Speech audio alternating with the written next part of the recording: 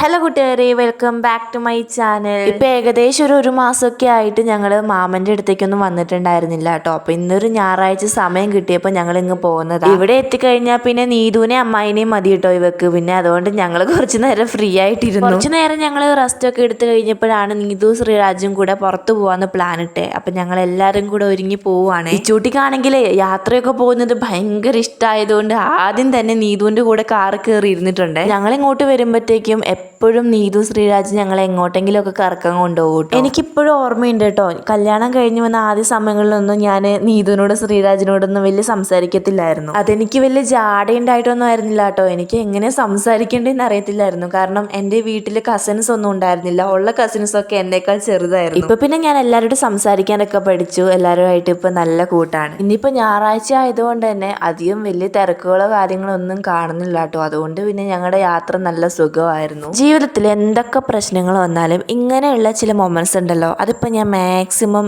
ആസ്വദിക്കാറുണ്ട് കേട്ടോ. ജീവിതം എന്ന് പറയുന്നത് ദുഃഖവും സന്തോഷവും ഒക്കെ നിറഞ്ഞതാണല്ലോ. അപ്പോൾ ജീവിതത്തിൽ സന്തോഷം വരുമ്പോൾ സന്തോഷിക്കുക, ദുഃഖം വരുമ്പോൾ ദുഃഖിക്കുക.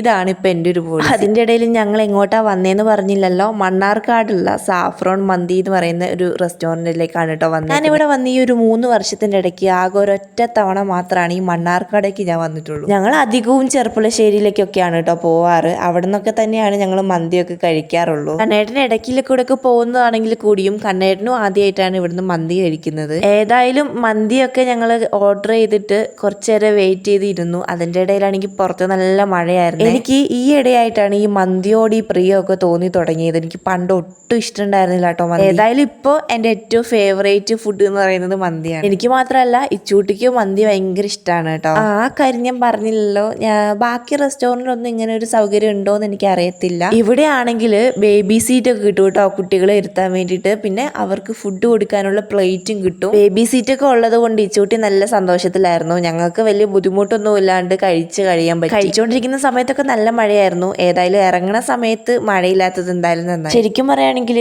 വയറൊക്കെ നല്ല പോലെ നിറഞ്ഞിട്ടുണ്ടായിരുന്നു. എൻ്റെ മാത്രമല്ല കണ്ണേട്ടൻ്റെയും. ഏതായാലും മന്തിയൊക്കെ കഴിച്ചിട്ട് വയറ് ചൂടല്ലേ, അപ്പോൾ വയറൊന്ന് തണുക്കട്ടെ എന്ന് വിചാരിച്ചിട്ടായിരിക്കണം നീതു ശ്രീരാജും കൂടെ ഞങ്ങൾ നേരെ കൊണ്ടുപോയത് ഒരു ഐസ്ക്രീം കഴിപ്പിക്കാനാണ്. എല്ലാവരും പല വിധത്തിലുള്ള ഫ്ലേവേഴ്സാണ് കേട്ടോ ഓർഡർ ചെയ്തത്. ഞാൻ എന്തായാലും വാനിലയാണ് വാങ്ങിയത്. എനിക്ക് ഏറ്റവും ഇഷ്ടം വാനില. ഐസ്ക്രീം ഒക്കെ കഴിച്ചിട്ട് ഞങ്ങൾ പിന്നെ വേറെ എവിടെയും നിന്ന് തിരിഞ്ഞില്ല, നേരെ ഇങ്ങ് പോന്നു. നാളെ ഇപ്പോൾ കണ്ണേട്ടന് ലീവ് ഇല്ലാത്തത് കൊണ്ട് തന്നെ ഞങ്ങൾ ഇന്ന് തന്നെ വീട്ടിലേക്ക് തിരിച്ചു പോകണം എന്നുള്ള പ്ലാനിലാണ് വന്നത്. സമയം ഇപ്പോൾ തന്നെ 4 മണി 4:30 ആയിട്ടുണ്ടായിരുന്നു കേട്ടോ. ഇനി പോയ പാടെ തിരിച്ച് വീട്ടിലേക്ക് പോകണം എന്നാണ് തോന്നുന്നത്. എന്തായാലും ഒരു 6 മണിക്കുള്ളിൽ ഞങ്ങൾക്ക് ഇറങ്ങണം. ഏതായാലും ഞങ്ങൾ അവിടെ എത്തി, ഒരു ചായ കുടിച്ച് അപ്പം തന്നെ വീട്ടിലേക്ക് ഇങ്ങ് പോകുന്നു. എല്ലാവരും കുറേ പറഞ്ഞു ഇന്നും കൂടി നിന്നിട്ട് പോയാൽ പോരെയെന്ന്. പക്ഷെ നാളെ കണ്ണേൻ്റെ ഓഫീസ് ഉള്ളത് കൊണ്ട് തന്നെ അങ്ങനെ നിൽക്കുന്നത് ബുദ്ധിമുട്ടാണ്. ഒന്നാമത് ബൈക്കൊന്നും എടുത്തിട്ടുണ്ടായിരുന്നു. അങ്ങനെ എല്ലാ ഞായറാഴ്ചത്തെയും പോലെ ഈ ഞായറാഴ്ചയും ഷൂന്നങ്ങ് പോയിട്ടോ. ശരിക്കും പറഞ്ഞാൽ ഈ ഒരു ഞായറാഴ്ച വെറുതെ പോയതുപോലെ ഒന്നും തോന്നില്ല കേട്ടോ. അല്ലെങ്കിൽ എപ്പോഴും ഇങ്ങനെ വെറുതെ